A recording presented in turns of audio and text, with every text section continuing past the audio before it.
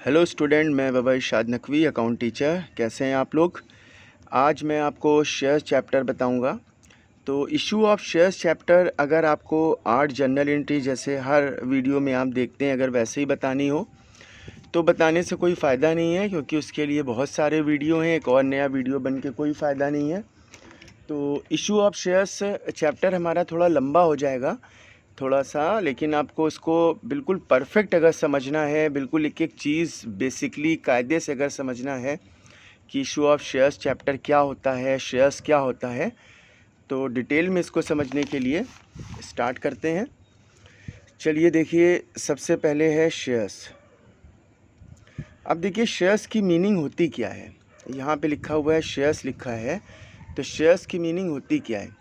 Shares को हिंदी में बोलते हैं अंश, यानी कोई पार्ट करना, कोई टुकड़ा करना, किसी को क्लासिफाइड करना, किसी को डिवाइड करना, किसी को वर्गीकृत करना, किसी को हिस्सों में बांटना, किसी को तकसीम करना। जैसे ये एक पेन है तो ये एक यूनिट है।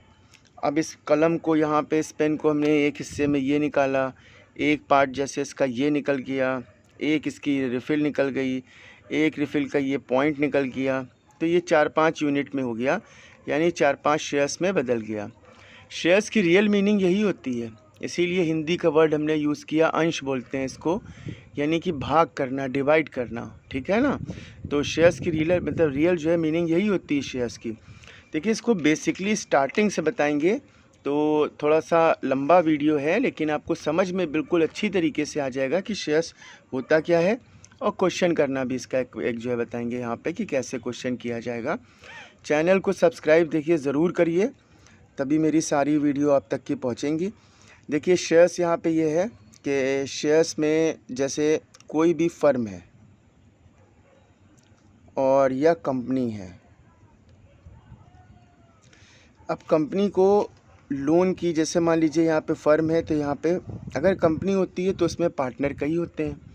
तो जैसे मान लीजिए कि यहाँ पे पहले से फर्म में कैपिटल है, ये बिज़नेस में एक रनिंग बिज़नेस है और इसमें 50 लाख रुपीज़ की यहाँ पे कैपिटल ऑलरेडी मौजूद है।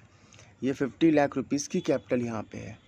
देखिए हर फर्म को लोन की ज़रूरत होती है और ज़्यादातर फर्म लोन से ही बिज़नेस अपना कर रही होती हैं। तो लोन की रिक्वायर्ड हर बिज़नेस को होती है, हर जो है बिज़नेसमैन को होती है, हर कंपनी को होती है, हर फर्म को होती है। तो जैसे मान लीजिए कि इनको यहाँ पे 20 लाख रुपीज़ की रिक्वायर्ड है, ये 20 लाख रुपए लोन की ज़रूरत है। तो फर्म का लोन 2 सोर्सेज से पूरा हो सकता है। 2 सोर्सेज हैं फर्म के पास। एक सोर्सेज है इंटरनल सोर्सेज। यहाँ पे बताते चलें कि फ़र्म का जैसे मेन बिज़नेस कुछ भी हो सकता है। कोई रिबॉक के शूज़ बनाता है, नाइक के शूज़ बनाता है, या कोई सिम का बिज़नेस हो सकता है, रिलायंस कंपनी हो सकती है। तो मेन बिज़नेस इसका कुछ और है, और शेयर्स क्या है वो यहाँ पे आ देखिए समझेंगे। तो लोन रिक्वायर्ड यहाँ पे कैसे हो सकता है, कौन कौन से सोर्स से हो सकता है। 2 सोर्सेज से। एक इंटरनल सोर्सेज से, यहाँ पे एक सोर्सेज हो जाएगा इंटरनल सोर्सेज, और एक एक्सटर्नल सोर्सेस। ये एक्सटर्नल सोर्सेज हो गया। सोर्सेज मतलब कौन सी जगह से पूरा हो रहा है, कहाँ से। तो इंटरनल सोर्सेज से कौन देता है और एक्सटर्नल सोर्सेज से लोन कौन देता है। तो देखिए इंटरनल सोर्सेज से पार्टनर्स देते हैं, यानी ओनर्स जो होते हैं फर्म के, वो देते हैं। एक्सटर्नल सोर्सेज से आउटसाइडर्स देते हैं, यानी बाहरी लोगों से पैसे हमको उधार मिलते हैं। तो लोन की रिक्वायर्ड यहाँ पे है। तो इंटरनल सोर्सेज में भी अलग अलग तरीके हैं जो हमें लोन यहाँ पे पैसे देंगे। देखिए एक सोर्सेज यहाँ पे है फर्स्ट, कि जो पार्टनर हैं तो उन्होंने एडिशनल कैपिटल के तौर पे फर्म में पैसे इन्वेस्ट कर दिए। यानी पहले से तो कैपिटल थी, किसी एक पार्टनर ने या 2 पार्टनर ने एडिशनल कैपिटल के तौर पे ये पैसे यहाँ पे फर्म को दे दिए, जो भी मनी रिक्वायर्ड थी। तो ये 20 लाख रुपीज़ दे दिया। एक सोर्सेज मेरा ये हो गया, ठीक है। अब देखिए दूसरा सोर्सेज ये हो गया कि इंटरनल मतलब ओनर्स यानी पार्टनर ने फर्म को लोन प्रोवाइड कर दिया, लोन टू फर्म, यानी फर्म को लोन दे दिया। तो ये 20 लाख या लोन के तौर से पैसे यहाँ पे रिसीव हो गए। थर्ड सोर्सेज ये है कि जो पार्टनर ओनर्स हैं तो उन्होंने फर्म के शेयर्स परचेज़ कर लिए, तो यहाँ पे शेयर्स के तौर पे पैसे लगा दिए। देखिए अभी शेयर चैप्टर पढ़ा रहे हैं तो शेयर्स के तौर पे पैसे लगा दिए। तो आपको ये ज़्यादा अच्छी तरीके से ये बात अभी समझ में नहीं आई होगी, लेकिन अभी चैप्टर कंप्लीट होने से पहले बिल्कुल अच्छी जो है तरीके से समझ में आ जाएगी कि ये चीज़ होती क्या है। तो शेयर्स के तौर पे पैसे लगा दिए। तो चलिए, इंटरनल सोर्सेज यहाँ पे कंप्लीट हो गया, ऐसे ऐसे सोर्सेज के तौर पे पैसे लगा सकते हैं। अब एक्सटर्नल सोर्सेज देखिए कैसे कैसे पैसे इन्वेस्ट हो सकते हैं। तो जो फर्स्ट सोर्स है वो यहाँ पे है कि कोई लोन ले लिया, कोई इन्होंने अदर फर्म से, कोई दूसरी फर्म से लोन ले लिया, या कोई इंडिविजुअल पर्सन से लोन ले लिया, ऐसे किसी से भी लोन ले लिया, या इन्होंने बैंक से लोन ले लिया। अलग अलग सोर्सेज हैं, बैंक से ले लिया, या डिबेंचर एक बॉन्ड होता है। डिबेंचर जब चैप्टर आपको बताएंगे तब ये पूरा डिटेल में बताएंगे। डिबेंचर के तौर से यहाँ पे लोन ले लिया, तो 20 लाख या तो फर्म से लोन लिया है, इंडिविजुअल पर्सन से लिया है, या डिबेंचर के तौर पे यहाँ पे लोन लिया हुआ है। और फोर्थ सोर्सेज ये हो गया कि जैसे मान लीजिए मॉर्गेज लोन ले लिया। यहाँ पे मॉर्गेज मतलब होता है गिरवी रख के कोई चीज़ कोलेटरल सिक्योरिटी के तौर पे ये लोन हो गया। तो ये सब एक्सटर्नल सोर्सेज हैं। एक्सटर्नल या बाहरी आदमियों ने शेयर्स के तौर पे पैसे फर्म में लगा दिए। देखिए, ये भी यही बात आ रही है कि शेयर्स के तौर पे पैसे लगा देना। तो बाहरी आदमियों ने, जो आउटसाइडर्स हैं, उन्होंने एज अ शेयर्स फर्म में पैसा लगा देना। तो यहाँ पे अगर इंटरनल सोर्सेज, ये सब एक्सटर्नल सोर्सेज हैं जो फर्म में अमाउंट आ रहा है, और ये इंटरनल सोर्सेज हैं। अगर एक्सटर्नल सोर्सेज है, बाहरी आदमी पैसे लगाएंगे, तो उनको प्रेफरेंस शेयर्स बोलेंगे। प्रेफरेंस मतलब जिसकी वैल्यू ज़्यादा होगी, जिसको रिटर्न अच्छा मिलेगा। और ये इक्विटी मतलब ऑर्डिनरी होता है, यानी कि साधारण। हिंदी में इसको समता बोलते हैं, यानी इक्विटी। चलिए एक एग्जाम्पल दे दें। जैसे घर में बहुत अच्छी मतलब खाना वगैरह बना है, शादी वगैरह का मौका है, तो ये बाराती हो गए, ये जमाती हो गए, तो इनको पहले वैल्यू दी जाएगी और इनको बाद में वैल्यू दी जाएगी। मतलब जो इनको रिटर्न अमाउंट मिलता है उस पर, ठीक है ना। हर चीज़ की फ़र्स्ट वैल्यू इनकी होगी, प्रेफर इनको किया जाएगा, उसी से प्रेफरेंस बनाए वर्ड, ठीक है। तो अब यहाँ पे देखिए शेयर्स की डिफ़ाइन अगर करें तो शेयर्स होता क्या है। देखिए, जैसे मान लीजिए कि जो लोन हमें यहाँ पे रिक्वायर्ड होता है, जैसे मान लीजिए कि खुदा ना करे हमें 5 लाख रुपए की ज़रूरत अचानक यहाँ पे पड़ जाए, और 5 लाख रुपए हम अपने दोस्तों से मांगें, अपने स्टूडेंट्स से मांगें, अपने जो है मतलब मोहल्ले वालों से मांगें जो अच्छे लोग हैं, जिनसे सलाम दुआ अच्छी है, और या हम अपने जैसे मान लीजिए कोई रिलेटिव से मांगें। अब 5 लाख रुपीज़ इतनी आसानी से कोई नहीं देता है। अब हमें 5-6 दिन के अंदर 5 लाख रुपए की ज़रूरत है। अब हमने सबसे मांग के थक गए, लेकिन किसी ने भी 5 लाख रुपए की रकम नहीं दी। तो ये क्योंकि ये एक अमाउंट बड़ी अमाउंट है, तो हमने क्या सोचा कि हम सबसे ये कहेंगे कि 5 लाख रुपीज़ हमें चाहिए, आप जितना दे पाए उतना हमें दे दीजिए। तो किसी ने हमें 10,000 दे दिया, किसी ने 20 दे दिया, किसी ने 30 दे दिया, किसी ने 40 दे दिया, किसी ने 1 लाख दे दिया। इस तरीके से जो हमें अमाउंट रिसीव हो रही है, तो वो किस्तों में हो रही है, यानी टुकड़ों में हो रही है, यानी शेयर्स में हो रही है। तो शेयर वर्ड वहीं से बना है। शेयर का जो वर्ड बना है, तो शेयर माने जहाँ पे देखिए शेयर्स का वर्ड वहीं से बना है। अब यहाँ पे शेयर चैप्टर में 12th में बताया क्या गया है, किस चीज़ के लिए बनाते हैं। देखिए, एक होता है जो शेयर्स के तौर पे फर्म में पैसे लगाए, यानी फर्म को लोन दे, और एक होता है जो शेयर्स के तौर पे फर्म में पैसे ले, यानी फर्म जो है पैसे लेने का काम कर रही है, और शेयर होल्डर जो शेयर्स जब ले लेते हैं तो उनको शेयर होल्डर बोलते हैं। तो यहाँ पे अकाउंट कौन प्रिपेयर करेगा, अकाउंट फर्म प्रिपेयर करेगी। पहली चीज़ तो यहाँ पे ये देखी जाती है कि अकाउंट यहाँ पे प्रिपेयर कौन करेगा, तो अकाउंट यहाँ पे फर्म जो है प्रिपेयर करेगी। तो किस पर्पस के लिए इसमें करेगी, तो शेयर्स, इशू ऑफ शेयर्स में कहीं भी ये नहीं बताया गया है कि इसमें डिविडेंड का रेट कैसे निकाला जाता है, क्या किया जाता है।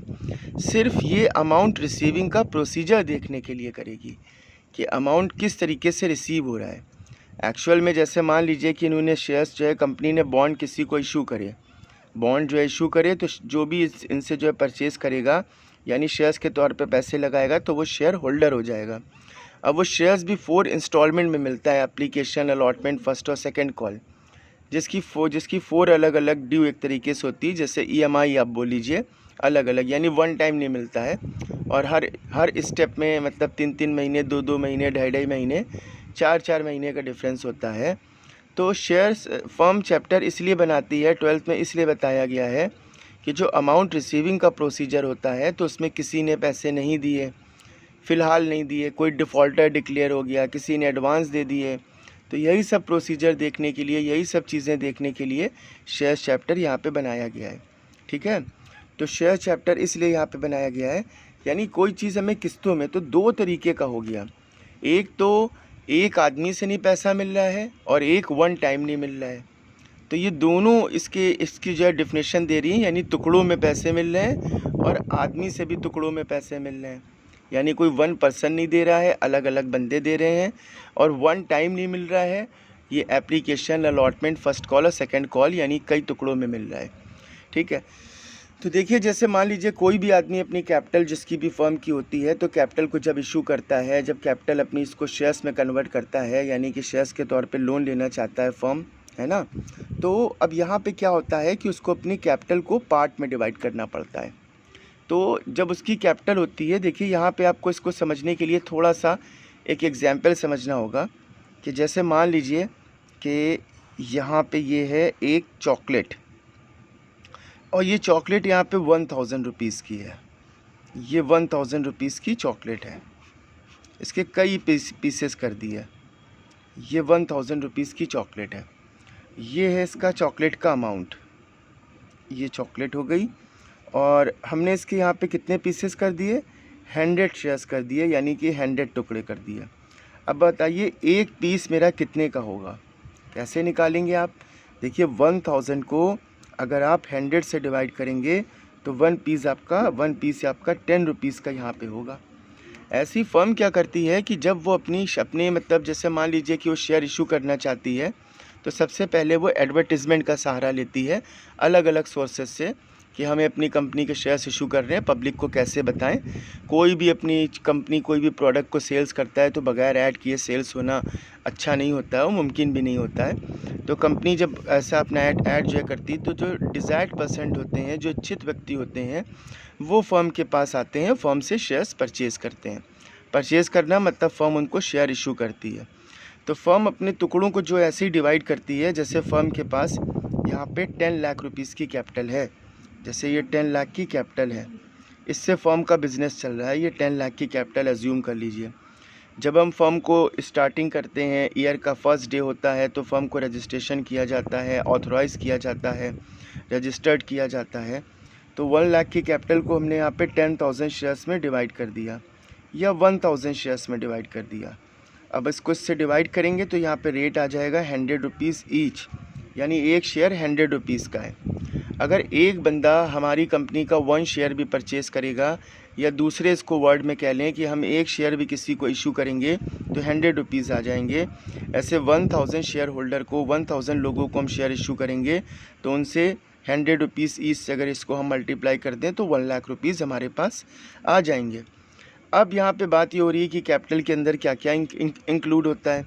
देखिए कैपिटल के अंदर लैंड होता है, बिल्डिंग होता है, प्लांट होता है, मशीनरी होता है, फर्नीचर होता है, कैश होता है, डेटर्स होता है, बैंक में पैसा होता है। तो ऐसा थोड़ी ना है कि हम उसको सबको हथौड़े से तोड़ रहे हैं, फर्नीचर को आरी से काट रहे हैं, उसको टुकड़ों में डिवाइड कर रहे हैं। ये एज्यूमिंग होता है, सपोज़ किया जाता है कि हम उसको शेयर्स में डिवाइड कर रहे हैं। मेरी कैपिटल मेरे ही पास रहती है। हम जिसको शेयर्स इशू करते हैं तो उसको बॉन्ड इशू करते हैं, यानी एक प्रॉस्पेक्टस टाइप का, जैसे डॉक्टर प्रिस्क्रिप्शन देते हैं वैसा अच्छा वाला जैसे प्रिस्क्रिप्शन होता है बेहतरीन कागज़ का, तो वैसे वो पेपर हमारे पास से जाता है।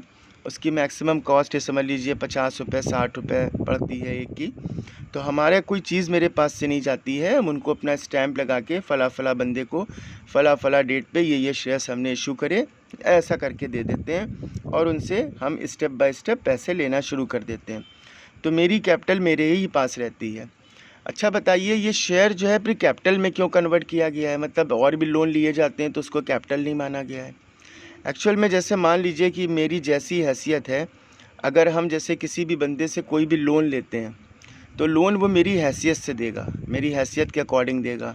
अगर हम प्रोफेशनल पर्पस से लेते हैं तो मेरे पास अगर 20 लाख रुपए की कैपिटल है तो 20 लाख रुपए के हिसाब से एक अंदाज़ा वो लगा लेगा इतने का असामी है, इतने इसको लोन दें। अगर हमें अभी यहाँ पे 5 लाख रुपीज़ का लोन चाहिए तो आसानी से मिल जाएगा, लेकिन 5 करोड़ रुपीज़ का लोन चाहिए तो हमें आसानी से नहीं मिल पाएगा। यहीं विराट कोहली साहब को अगर 5 करोड़ रुपीज़ का लोन चाहिए तो उनको ईजी मिल जाएगा।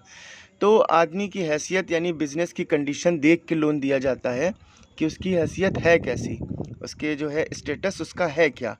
तो वही कैपिटल के इसी मतलब हिसाब से होता है कि उसकी कैपिटल से उसको एक्सेस नहीं मिल सकता, या तो कैपिटल के बराबर मिलेगा या तो कैपिटल से कम मिलेगा। अगर मेरे पास 50 लाख रुपीस की फॉर्म में कैपिटल रजिस्टर्ड है तो हम 50 लाख का एज अ शेयर्स लोन ले सकते हैं या 50 लाख से कम लेंगे, 50 लाख से ज़्यादा लेने की परमिशन हमें नहीं है। और शेयर्स लेने का काम सिर्फ वही कर सकती है जो इंटरनेशनल लेवल की कंपनी, बड़ी कंपनी है, उसी को शेयर्स के तौर पे लोग पैसे डिपॉजिट करते हैं। अभी आपसे कहा जाए कि लखनऊ में एक बहुत बड़े आदमी ने कोई कंपनी खोली, वहाँ पैसे डिपॉजिट कर दीजिए, आप लोग कतई नहीं जमा करेंगे, आप लोग उस पर भरोसा ही नहीं रखेंगे, विश्वास ही नहीं रखेंगे। आप ऐसे आदमी देखेंगे जैसे रिलायंस कंपनी में कहा जाए, टाटा मतलब कंपनी में कहा जाए, ऐसी बड़ी बड़ी कंपनी में कहा जाए जिनका हर स्टेट में एक उनका ऑफिस है, बिजनेस है, तो वहाँ पे आप पैसे इजीली इन्वेस्ट कर देंगे क्योंकि उन पे आपको भरोसा होगा। तो शेयर्स के देखिए थोड़ी सी थ्योरी आपको यहाँ पे समझ में आ गई कि शेयर्स की वैल्यू क्या होती है। अब यहाँ पे मैं आपको ये बताने वाला हूँ कि शेयर्स होल्डर जो शेयर्स हमसे लेते हैं और कंपनी जो शेयर्स के तौर पे लोन लेती है, तो उन दोनों के बीच में फ़ायदा क्या है उन दोनों के बीच में। लेकिन उससे पहले एक छोटी सी एक और बात देखिए, जैसे बैंक जो कस्टमर से पैसे रिसीव करता है तो कस्टमर सोचते हैं कि वो मेरी सेविंग है और रियल में सेविंग होती है। और जैसे मान लीजिए ये बैंक है, अब बैंक यहाँ पे कस्टमर से सेविंग रिसीव करता है, उनकी डिपॉजिट एक्सेप्ट करता है, तो एक सेविंग अकाउंट के तहत पैसे लेता है, एक फॉर्मेट ये हो गया। एक करंट अकाउंट के तौर पे पैसे लेता है, रिकरिंग अकाउंट के तौर पे पैसे लेता है और फिक्स डिपॉजिट के तौर पे पैसे लेता है। तो ये कस्टमर बैंक में अलग अलग तौर पे पैसे डिपॉजिट कर रहा है। ऐसी जो कंपनी है, फर्म है, तो वो भी अलग अलग, यहाँ पे फर्म है, बहुत बड़ी कंपनी है, तो कंपनी जो पब्लिक से पैसा ले रही है तो वो भी अलग अलग फॉर्मेट में लेती है। तो यहाँ पे हम बॉन्ड को बता रहे हैं, तो एक बॉन्ड होता है शेयर्स और एक बॉन्ड होता है डिबेंचर, ये दोनों बॉन्ड्स होते हैं। तो ये भी लोन लेने की फैसिलिटी ही है, लोन लेने का ही यहाँ पे है कि किस तरीके से लोन दिया जाता है।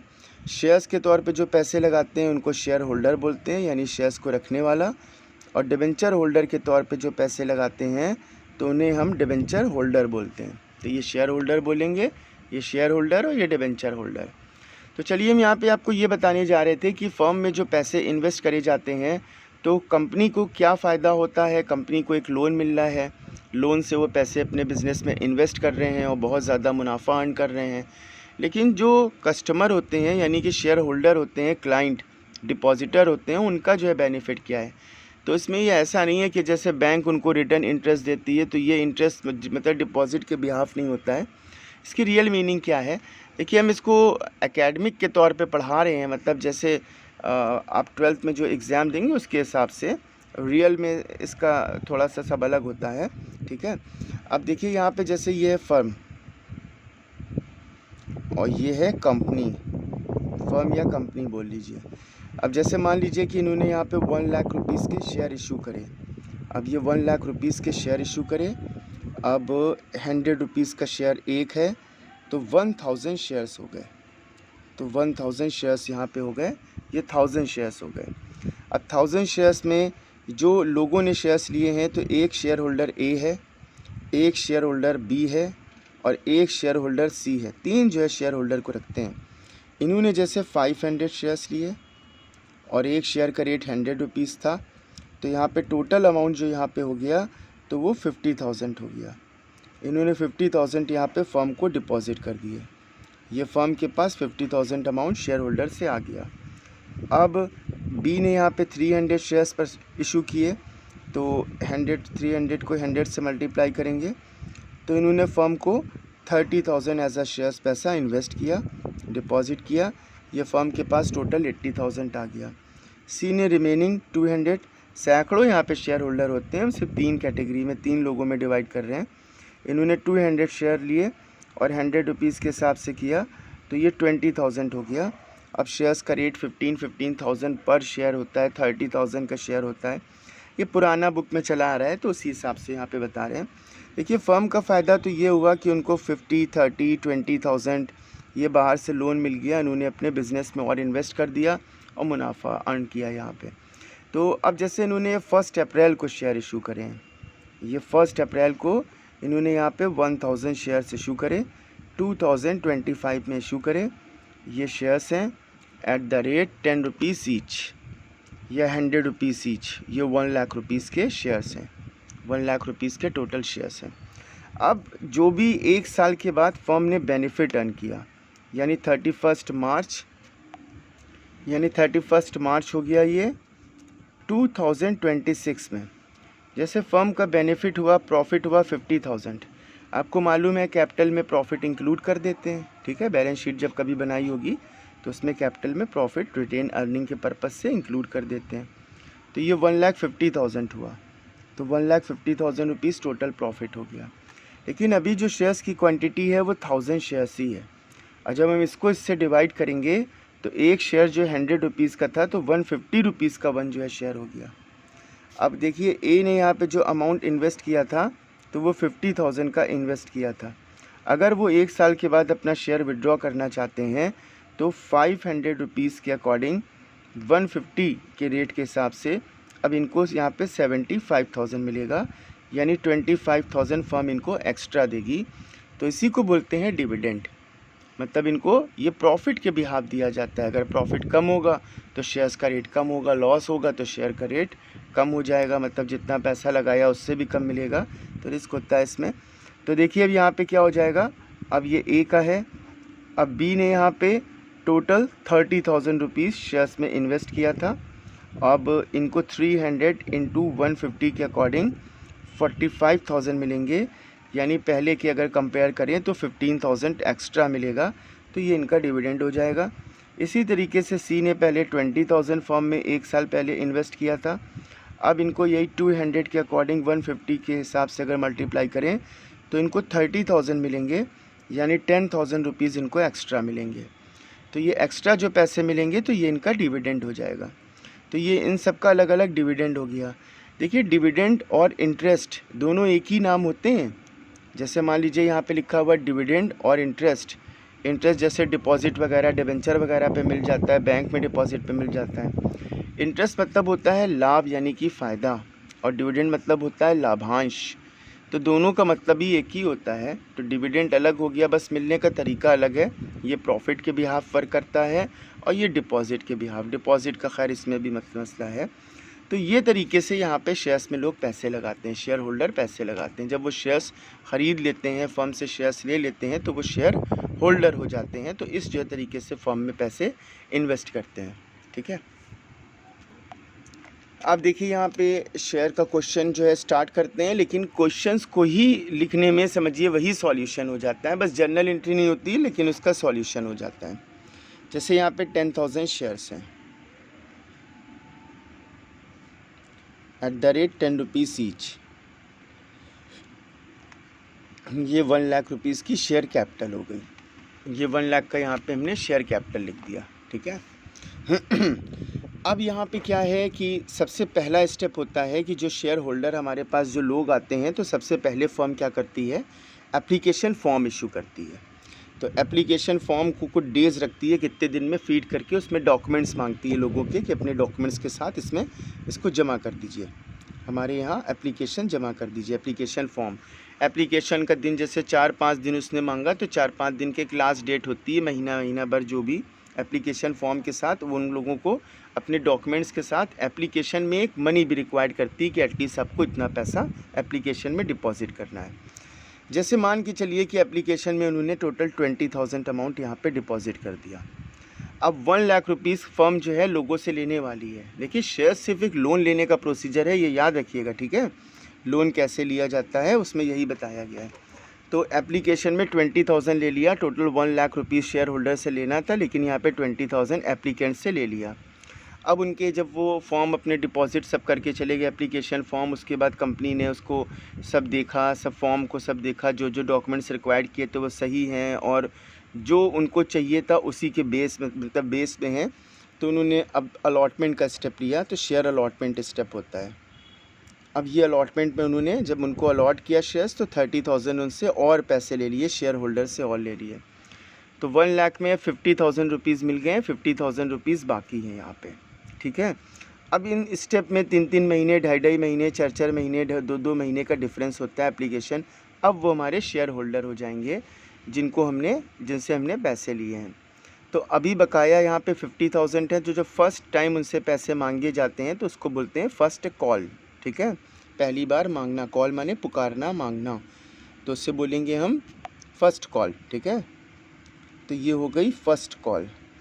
फर्स्ट कॉल पे उन्होंने 20,000 रुपीज़ और ले लिए। तो अभी भी देखिए टोटल यहाँ पे इनसे कितने मिले हैं, 20, 50, 70। तो ये सेकंड कॉल होगी। अच्छा, जो सेकंड कॉल होती है तो वही फाइनल कॉल होती है। तो सेकंड कॉल बोलिए या फाइनल कॉल बोलिए। कभी कभी लोग फर्स्ट कॉल पे ही फाइनल कॉल मतलब पूरा पैसा दे देते हैं, तो ये फाइनल कॉल हो जाएगी। तो फाइनल कॉल पे यहाँ पे 30,000 अमाउंट रिसीव कर लिया। इस तरीके से 4 स्टेप में पैसे ले लिए। इसीलिए इसको शेयर्स बोलते हैं क्योंकि इसका जो अमाउंट है वो टुकड़ों में रिसीव होता है। तो 1 लाख रुपीज़ हमने यहाँ पे मतलब फर्म ने लोगों से ले लिए, वो शेयर होल्डर में कन्वर्ट हो गए। अब देखिए इसके आगे समझिए यहाँ पे।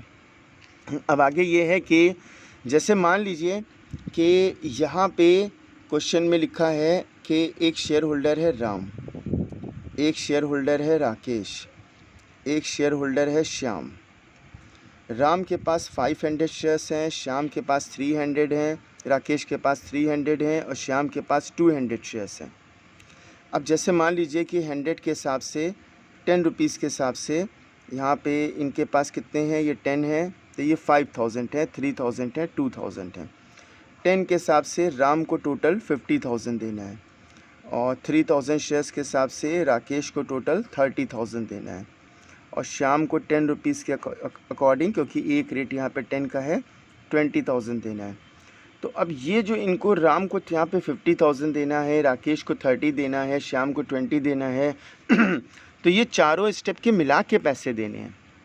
तो अब ये यहाँ पे प्रॉब्लम हो गई कि किस स्टेप पे इनसे कितना अमाउंट लिया जाए। मतलब जैसे मान लीजिए ये है राम के पास यहाँ पे 5,000 शेयर्स थे, ठीक है, और राकेश के पास यहाँ पे, ये राकेश हैं, राकेश के पास यहाँ पे 3,000 शेयर्स हैं। श्याम के पास यहाँ पे कितने शेयर्स हैं, श्याम के पास यहाँ पे 2,000 शेयर्स हैं। तो जो राम है तो वो टोटल चारों स्टेप मिला के 50 देगा, जो राकेश है वो यहाँ पे चारों स्टेप मिला के यहाँ पे 30 देगा और जो श्याम है वो चारों स्टेप मिला के यहाँ पे 20,000 देगा। अब कौन से स्टेप पे कितने पैसे दें, इसीलिए कंपनी रेट यहाँ पे क्लासिफाइड कर लेती है। ये जो 10 रुपीज़ का रेट है तो इसको हर चारों स्टेप में डिवाइड कर दिया जाता है। ये आपको क्वेश्चन में मिलेगा, पहले से आपको करने की ज़रूरत नहीं है। तो 10 को जैसे यहाँ पे 2 रुपीज़ ऑन एप्लीकेशन कर दिया, 3 ऑन अलॉटमेंट कर दिया, 2 ऑन फर्स्ट कॉल कर दिया, 3 ऑन सेकेंड कॉल कर दिया। अब 10 को 2 से मल्टीप्लाई किया 20, 10 को 3 से किया 30, 10 को 2 से किया 20, 10 को 3 से किया 30। अब राम के पास अगर 5,000 शेयर्स हैं तो 5,000 को 2 से मल्टीप्लाई किया तो राम ने एप्लीकेशन पे 10,000 दिए, ठीक है। राकेश के पास यहाँ पे 3,000 शेयर्स हैं, 3,000 को 2 से किया तो राकेश ने एप्लीकेशन पे 6,000 दिए। श्याम के पास 2,000 है, 2,000 को 2 से मल्टीप्लाई किया, इन्होंने 4,000 दिए। तो देखिए 10, 16 और 4 20,000 हो गया। अब राम के पास 5,000 है, अलॉटमेंट का रेट 3 का है तो 5 को 3 से मल्टीप्लाई करेंगे, इन्होंने 15 दिए।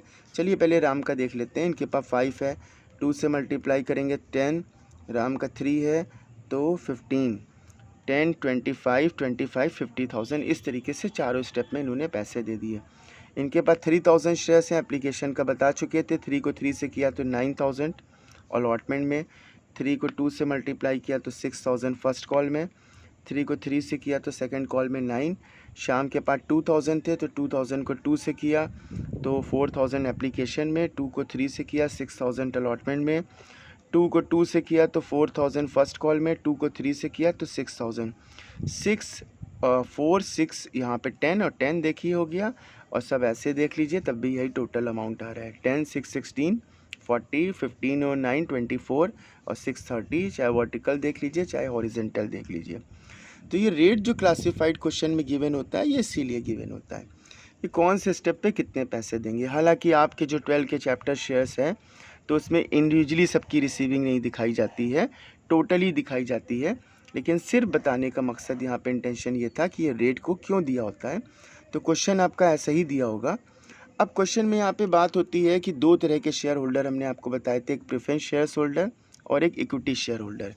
प्रेफरेंस शेयर होल्डर आउटसाइडर्स होते हैं, जब वो फर्म में एज अ पैसे शेयर्स के तौर पे लगा देते हैं तो वो इंटरनल ही लायबिलिटी हो जाते हैं। और अगर कंपनी में, अगर क्वेश्चन में यहाँ पे प्रेफरेंस शेयर्स लिखा है तो ये प्रेफरेंस शेयर्स माना जाएगा, अगर क्वेश्चन में इक्विटी लिखा है इक्विटी माना जाएगा, अगर क्वेश्चन में कोई भी शेयर्स का नाम मेंशन नहीं है तो ये इक्विटी शेयर्स ही माना जाएगा।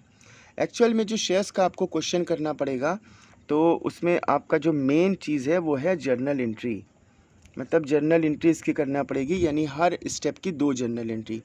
एप्लीकेशन की 2 एंट्री करना पड़ेगी, अलॉटमेंट की 2, फर्स्ट कॉल की 2, सेकंड कॉल की 2। कॉमन जो एंट्री होती हैं तो टोटल 8 जर्नल एंट्री होती हैं। अब अलग अलग टॉपिक्स आएंगे तो उसमें चेंजेस होता जाएगा, है ना, लेकिन जो कॉमन एंट्री होती है तो 8 एंट्रीज़ होती है। जर्नल एंट्री के अलावा कभी कभी लेजर भी पूछ लिया जाता है, जैसे कैश अकाउंट या बैंक अकाउंट बनाइए, और बैलेंस शीट भी पूछ ली जाती है। तो जो बैलेंस शीट इसमें पूछी जाती है तो वो शेयर्स से रिलेटेड ही पूछी जाती है। तो ये मान के चलिए कि जो ये जर्नल एंट्री का ही है क्वेश्चन, 99.99% इसमें जर्नल एंट्री है। और ये लेजर और बैलेंस शीट जो क्वेश्चन में है तो 0.01% मान के चलिए। तो पहले मैं आपको जर्नल एंट्री ही इसकी बताऊंगा, लेकिन आज के लिए इतना काफ़ी है क्योंकि ये वीडियो ऑलरेडी बहुत बड़ी हो चुकी है। इससे बड़ी हो जाएगी तो कोई स्टूडेंट इसे देखेगा भी नहीं। तो चैनल को सब्सक्राइब ज़रूर करिए, यकीन मानिए आपको ये वीडियो पसंद आई होगी। और अगर इसी जो है तरीके से आपको सारे चैप्टर देखना है तो मेरे चैनल को सब्सक्राइब करिए, चाहे 11th हो, चाहे 12th हो, चाहे CA हो, चाहे CS हो, चाहे BCom हो। मैं करीबन 19 ईयर्स से पढ़ा रहा हूँ। मेरा नाम बाबा इरशाद नकवी है और मेरी कोचिंग है बाबा नकवी कॉमर्स कोचिंग, लखनऊ में ऑपरेट होती है। तो आप लोगों का वीडियो देखने के लिए बहुत शुक्रिया। Thank you so much.